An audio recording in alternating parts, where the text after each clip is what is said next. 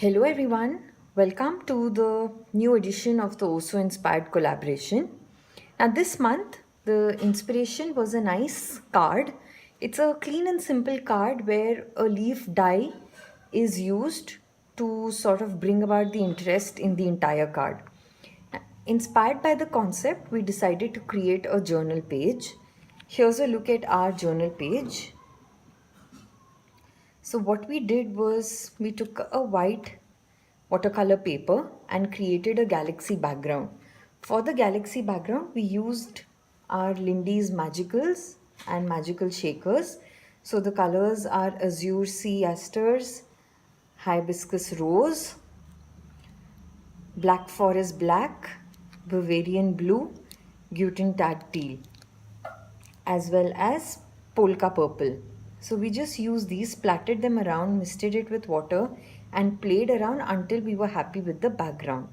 For our white splatter, we've used ordinary white acrylic paint, and for the gold splatter, we used this gold paste that we had, diluted it with water and added the splatter.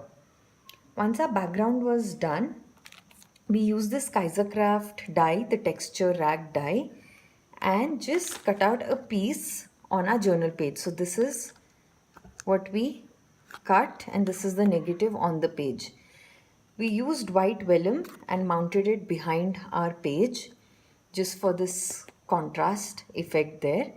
And we used the negatives from the die cut as well as some of these glitter circle stickers around there for interest.